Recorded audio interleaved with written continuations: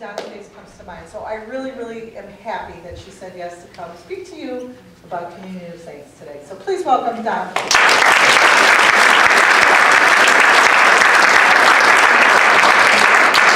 Well, I'm used to talking to 5- and 6-year-olds. You'd be at home here then.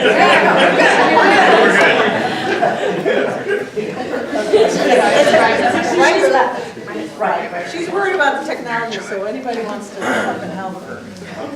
Okay, well, first of all, growing up I was a cradle Catholic, and so this basically is what I knew about Mary and the Communion of Saints, and it was memorized. And if somebody asked me back then, I probably could have just spilled off that blue catechism answer because the nuns insisted we memorized it, and we just never owned it. I never owned it. It was non-relational. It was just something I learned out of a book. So this is our catechism. I'm going to first just read right off of here what our church believes about Mary and the Communion of Saints. Who is Mary and the Communion of Saints? What does the Catholic Church say about Mary and the Communion of Saints? Our Catholic Catechism tells us that Mary is the mother of Christ, the mother of the Church, born without sin into a faith-filled family who instructed her in God's ways as she grew up. Mary learned obedience to God through holy parenting. God knew Mary's heart. She wholeheartedly gave her yes to the Incarnation and was already collaborating with the whole works that her Son was to accomplish. Mary is mother wherever the Son is Savior. Mary was taken up body and soul upon her death into the glory of heaven, where she shares in the glory of her Son's resurrection. We believe that the Holy Mother of God, the new Eve, Mother of the Church, continues in heaven to exercise her maternal role on behalf of the members of Christ. Our Catholic Catechism tells us that the Church is a communion of saints, a communion of holy things, above all, Eucharist, and the communion of holy people, or persons. We believe in the communion of all the faithful of Christ, those who are pilgrims on earth, the dead who are being purified, and the blessed in heaven, all together forming one church. Actually, when I grew up, I didn't understand any of this. I picked St. Bernadette as a saint just because she got to see the Virgin Mary, and she was very brave and said, I saw her, and everybody else said, no, you didn't. So I thought that was pretty cool. So my relationship with saints even back then was a memorization of maybe what their story was. But I just did not have a personal relationship. So pretty much I'm going to kind of tell you my journey on how that changed, how I went from a child of God to this relational thing with my lady first. So who do I say Mary is? What have I come to know through my personal relationship with Mary? My earliest memories are these, all over my house. She came in different colors, sometimes big, sometimes little. But that, and also this painting at my church. It was a Fresno up on one of the walls of the church. And so, I mean, as little as I was, I remember that with the angels surrounding her and that beautiful crown. So I knew she was a queen and somebody to be honored, but still, again, had no idea with a relation with her. Also made crownings. I'm sure most of you guys remember that from your childhood. That was really an important event if you went to Catholic school, and I did. And, you know, they always picked the person to put the crown on our lady. And so that was important to me too, because, you know, I was wanting to do that, and also we got to wear flowers in our hair and be a part of that ceremony. So as a child, that was important. And then I told you about St. Bernadette. I saw the movie and I wanted to be her, kind of. But the thing that started changing me a little bit was my mom's allegiance to Mary. I would walk into her room at different times, maybe at night or whatever, and my mom would be kneeling in front of the statue of Our Lady. And it seemed to me, whenever she was sad or whenever there was a difficult problem in our family, I would find her there. And that was kind of complicated for me because I didn't understand why she wasn't going to Jesus. It's like, why was she always in front of Mary? You know, why was that so important to her? I just never understood it. She did share a story with me, though, that when she was little, she had stolen her mom's camera. Back then, they were very expensive, I guess. And so she had hidden it, and she had a family of 13. And so there was one camera for everybody. So she had taken it, and she had taken it out in her backyard and taken a picture of the lilac bush. And then she quickly put the camera back so nobody knew about it. But then when the pictures got developed, her mom sent her up to the corner to go get them, and she shuffled through the pictures real quick to pull out the one that she had taken. And when she pulled it out, she saw an image of the Virgin Mary inside the bush, and it scared her to death, because she didn't know what that meant. So she went home, buried it up in her attic under a floorboard, and just didn't want to think about it, because she didn't know what it meant. She didn't know if she had to be a nun, she didn't know, but she was scared. It scared her a little bit, because she just didn't understand what it was about. So she didn't share that with us until we were adult children. But I never could understand it, but that started to explain to me why she was going to marry. My conversion really happened when my dad died, and I went home for the funeral, and there was a cross that was silver in his coffin. And my mom had been saying the rosary, she was very religious about it, and her rosary had turned gold the year before. And I thought, okay, that's just a tarnish, or that's the metal, so going on. I just couldn't buy into it. But the cross in my dad's coffin, a week later, turned gold. And she had called and said, you need to come home. There's something that's unexplainable going on, and I want you to understand and see this. So I went home with a couple of my friends from my Christ Renews group to see this, and sure enough, it was gold, and I had seen it, and it was silver. So it started that curiosity in me, going, what is this? What is this about? So anyway, it started to open my heart to her, we went to Conyers. I don't know if you've heard of, Conyers was a siting for apparitions for Our Lady. And my mom was very insistent that every one of his children had to go to an apparition site with her at some point. I didn't go by myself. I took some of my Christ Renews sisters with me, because I thought, I'll go, but I'm not going to believe this until other people see it too. I was just, show me the wounds. I was at Thomas. I just didn't get it. So anyway, we go to Conyers, Georgia, and I had never been to a place where there were so many pilgrims gathered to honor something like that. And there were hundreds and hundreds of people of all denominations, mainly Catholics, but Hispanic. It just went on. It was just unbelievable. And they all sat on these huge hills that kind of surrounded where the apparition was taking place. And it was almost like a vision that I had always had of when Jesus would sit to talk to the people. Here's all these people sitting just on the ground. Some of them had chairs, but most of us were sitting in the grass on blankets. And the apparition happened, and there was a spinning sun, which I never would have believed. And we had brought along one of my friend's brothers. He who couldn't believe it either. He wanted to come to see for himself, and he saw it, and he ended up becoming a priest because of what he saw that day. Me? I really started wanting to know more, because I couldn't believe what my eyes were seeing. It was true. And when all those people were singing these songs to Our Lady, it just started to penetrate inside me that there's something bigger here. There's something more. So this is when it happened. Christ Renews Weekend. Have any of you made the Christ Renews Weekend? Yeah. It's kind of a witnessing to each other about God. But anyway, I was on a team that was giving this. And so I was in front of the monstrous, praying for everybody. And my eyes caught the bottom of it, and I saw a figure that was standing there, kind of like this. I thought, okay, it's probably Jesus, And then I saw there was some writing on it. And I think it's Hesum, it's Latin, per Miriam, and I thought, what does that mean? And it just caught my curiosity. And my friend next to me, who had studied to be a nun, I said, what are those words on the bottom? And she goes, to Jesus through Mary. I said, what? And she goes, to Jesus through Mary. That was Mary holding up the monstrous.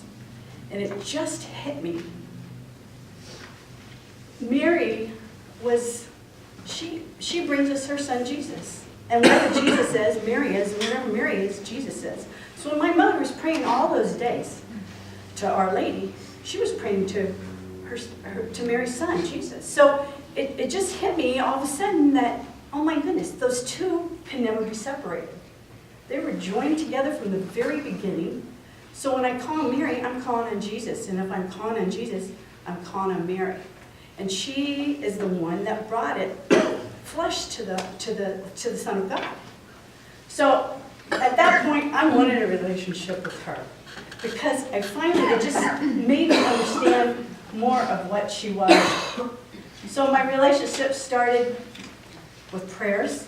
And first praying to her to cover my children with a holy mantle, protect them from the evil one, send your angels, along with St. Michael, to guard us against the wicked snares of the devil. So I started using her to guard my children. And then, as I got into it more, I started using her as my mother role. What Mary had experienced as a mother is everything that we possibly could experience as a mother. I mean, her pain, that she had watched suffering her child, the joy of birth, just all the things that I could possibly experience as a mother, Mary had already done it. So why would she not be the best counsel in the world to go to pray to ask things from? Any kind of struggle. As a mother, we can go to Mary. She's there because she did the walk. And she walked with God through it. And that's what we're all called to do, is to walk with God through life. And she never left the path. She's also my comforter. And when I cry now, my knees go down to Mary like my mother's. When I'm sad, I go to her. When I'm grateful, I go to her too. So my relationship has gotten very personal with her. I don't go to school without her. I say Hail Mary on my way to school. I ask her to take care of my babies that day, open their ears to what I want to teach them. And it's just strengthened me. I feel more empowered now that I've got Our Lady as one of my best friends. Jesus has always been my friend, but now I've got his mother with me by my side. So I think, would you guys just turn to each other and tell your relationship with Mary, what you have right now maybe, or maybe what you want to have with her. So just talk to the person next to you maybe about Kelly. What you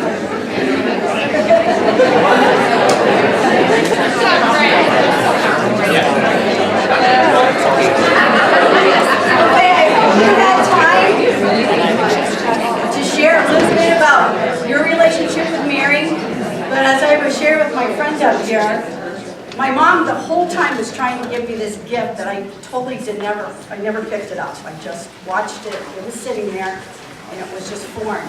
But just like any gift, unless you take it and you open it up and start to play with it or whatever it's intended to do, it doesn't become valuable to you.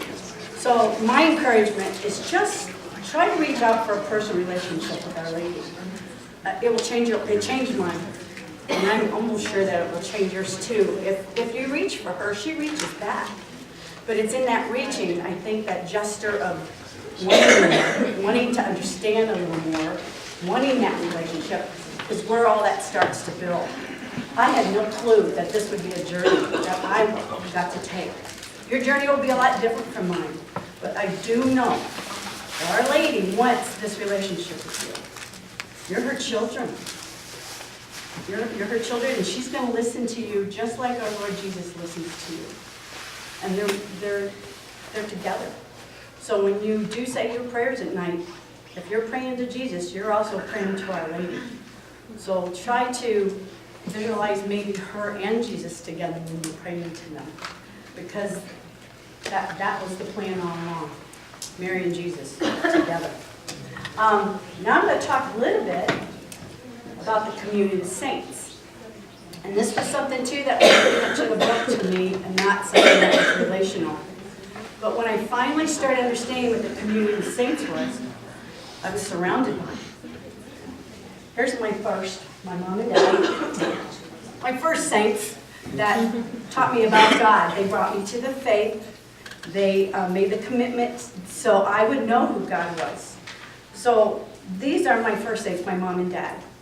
She gave me Well, they gave me my flesh, just as Our Lady gave Jesus flesh. And then she filled me up with God as a child growing up. Something that I didn't understand fully until I got to take my own personal journey. But my mom and dad are my first saints. My twin sister Diane that I was born with. There's not enough gratitude to thank God for putting me in the womb with this woman here, because I always call myself the evil twin. She is so much closer to that saint thing than I am. But it's so nice to have a sibling that also is leaning into her faith. And you can never say something stupid to her. We always have these great conversations about things. And she had an incident in her life that I probably would have jumped in the middle of and messed the whole thing up to defend her against something. And she pretty much told me, back off. She goes, I'm going to handle this because I know God's going to take care of me. And I didn't understand it because I was angry about the situation.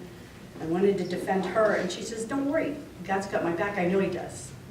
And sure enough, the whole thing turned out to be unbelievable. Never would have guessed it would have ended the way it did. But she really, that's when I started to really convert a little more to listening to God and praying to Him for things. Because she proved to me that He hears us through that situation that she was in. So she's another one of my saints. And then I married into a holy family. I think that's so important for you guys to talk to your children. You know, they don't understand that word holy, but all that means is people that aren't selfish, people that care about you as much as they do themselves. So surrounding yourself with holy friends is so important, but marrying somebody that also understands that was important. Tom is one of my saints, my husband. We go to church every Sunday. We're both still learning in different levels, you know, who God is, what God is to us. But I have somebody to walk with, you know, to go into my church, to go into studies with, to talk to at night, to say prayers with. So I think it's real important that you even talk about this to your children, because, you know, at some point in their life, they may be picking a mate.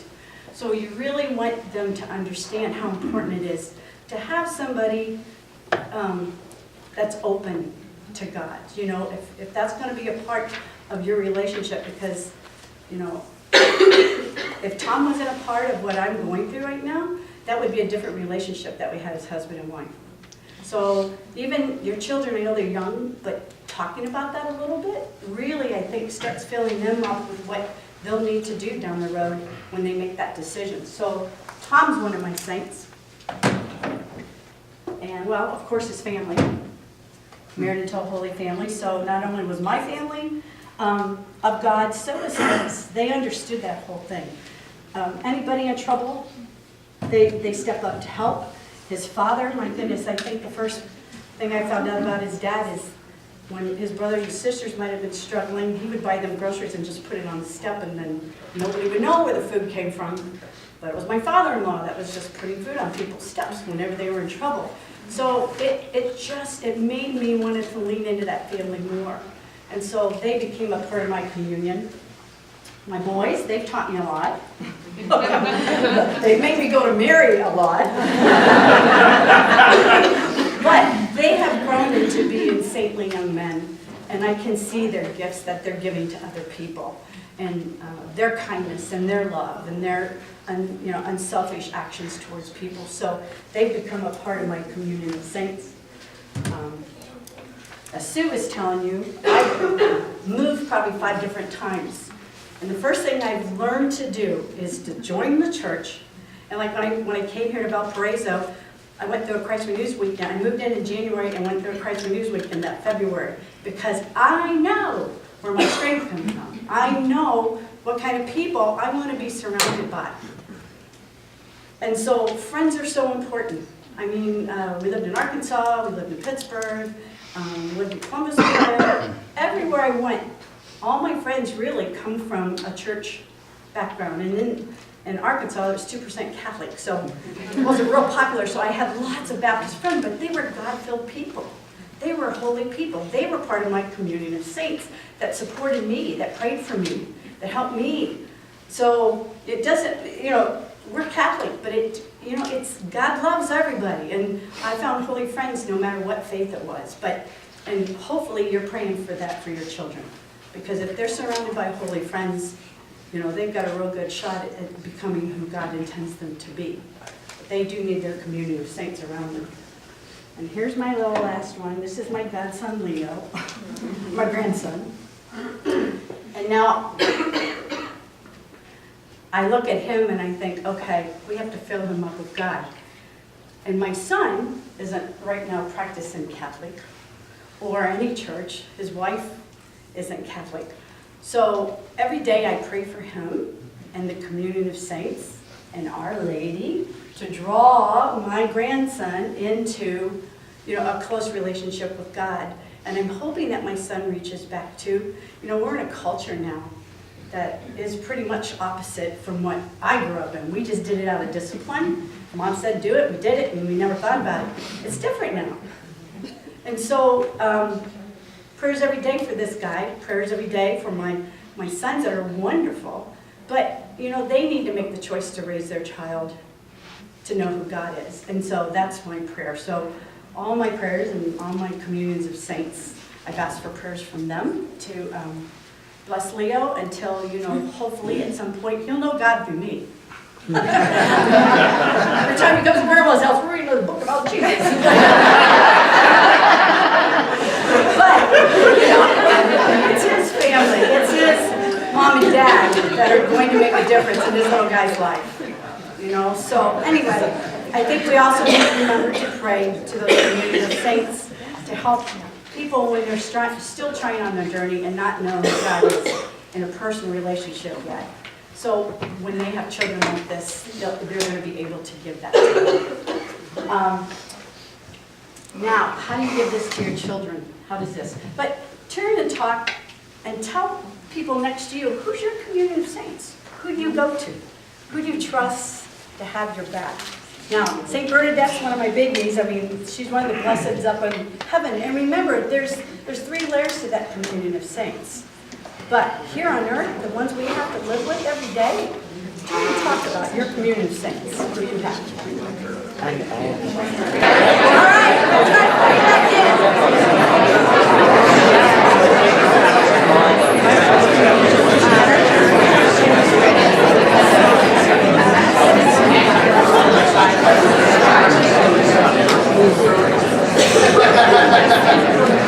This is what I love about this parish.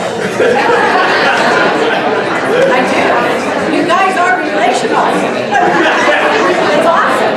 But that's what we're going to try to do with the Communion of Saints and Our Lady, is to get a relationship where we can just turn and talk and be able to give them your problems or give them your gratitude. But that's how easy it becomes when you start working on it.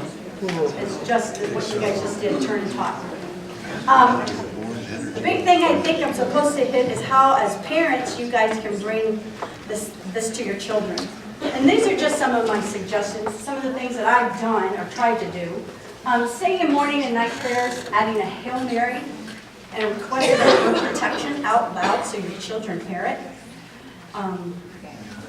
They like to hear that they're getting additional protection from something.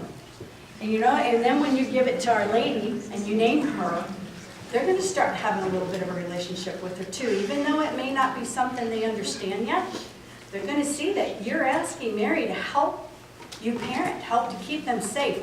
And that's going to become something that's in the back of their head that they're going to be able to pull forward someday and hopefully get that relationship with her. Say a rosary as a family. I know there's a rosary group through St. Paul's, and it's a family rosary. And they meet every Wednesday, but they bring their families to it. And it's such a powerful thing to have your whole family. They let the little kids say the Hail Marys or whatever. They pretty much, they guide it, but everybody, all the kids are the ones that are actually saying it. But it becomes something very powerful when they get a community of young kids in there trying to say the rosary and saying, this is a powerful weapon. This is what helps guard us. Have a Saint of the Week, monthly superhero, as I call him. The Magnificat, I read the Magnificat, in a relationship. everyday relationship with God and Jesus and Mary. That's a great little magazine. My twin sister bought it for me, and I'm hooked now. And I read it before I go to school every day, and it empowers me. You can go online, you can buy books about it, but to start talking about the communion of saints, different saints. So maybe the one that you had for confirmation, why you picked that. Why did I pick that saint? Or Mom, what's your favorite saint? Dad, what's yours? And be able to talk about it, with them. It's kind of a hard concept, to understand those saints of old, because some of their stories are a little treacherous, but to put it on your terms, that perseverance, all those gifts of the Spirit is what helped that saint become a saint. Statues and pictures of Mary and saints in your house. I know it's not real popular now. You don't see it on Pinterest a whole lot. But of all things that I took from my mother's estate when she passed away, and guess who's in front of this statue every morning asking for help? And I let my children see me do that. So me watching my mother, and I didn't understand it, but it made me wonder about it. And then I wondered why it was important to her, and that's what started my journey, was all that wonderment, not knowing for sure, but wanting to know. Attend or do a homemade crowning. Those statues that you have in the yard, you can put one of those into your lovely landscaping, but to actually, to build those flower crowns again out of dandelions or whatever, and to crown her the queen. Certainly our kids in this culture with, all those Frozen movies and everything, they know what a queen and a princess is, right? So you got to take what they know and kind of attach it to something that maybe will help them understand, her royalty, why she's important. Why do we honor her? And then maybe that will come with some culture. So, your own May crowning. Make a photo gallery of your community of saints and talk about them like that. You have a holy heritage that we need to share. I tell my kids, I hear from my daughter-in-law how wonderful my son is. He's such a good guy. He helps with everything. And so I want to say to her, that's because he was raised in a faith that taught him about God and taught him to be unselfish. And that didn't stop there. That came from great-grandparents, great-grandparents, great-great-grandparents. There was a whole litany of people that donated to my son's kindness and understanding of how to do that. So you need to talk about those saints in your life and that communion of saints with them, to let them know that, that was a present, a gift that those people have given to us. So having your photo album and talking about each one, telling stories about them. Talk about your special saint from confirmation. Mine was Bernadette, I told you, and I tell them that. Stories about the saintliness that you've seen in your family and friends. A kind act that maybe your neighbor did. And you'll say, wow, that person's very kind. I saw God in them today. They're living according to God's words. Or, didn't that feel good when someone treated us like that? And that's what we're asked to do.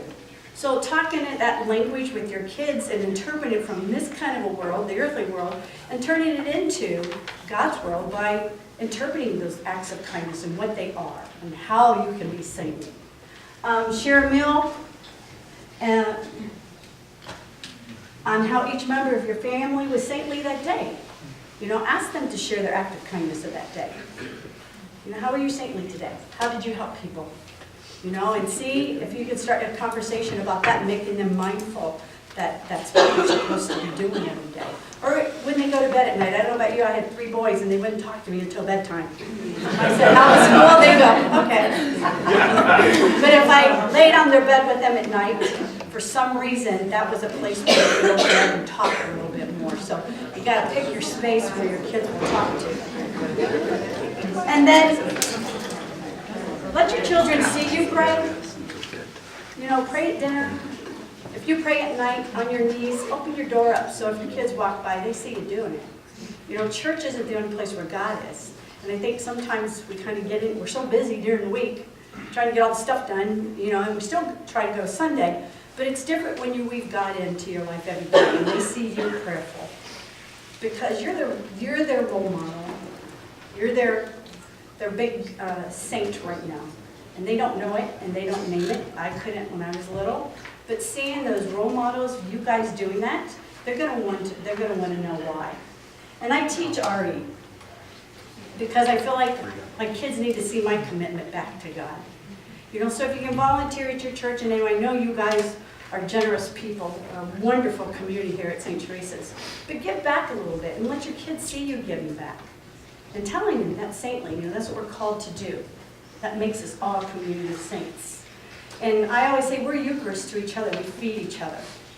Through our kindness and our acts, we give flesh to Jesus. That's what I tell my Eucharist kids when I take the Eucharistic class. I said, you give flesh to Jesus. You go every Sunday, you receive him, and now you're the Eucharist. You go out and you're Jesus to people that you meet. So talking in those terms with your kids, help them understanding just how powerful their acts and their words and their kindness can be for God. You know, that will turn them towards that saintly life that we're praying for. But any questions or anything? I'm not a specialist, like I said. I just shared my personal journey with you guys. But I do know, and I'm reliant. And every week I say that prayer like you guys. You know, I ask Virgin Mary, Mother of God, all the angels and saints, and you, my brothers and sisters, pray for me to the Lord our God. So I'm dependent on you, and I'm dependent upon them to help me lead me home someday, and I'll recognize my God. So thank you very much. I appreciate you guys, what you do.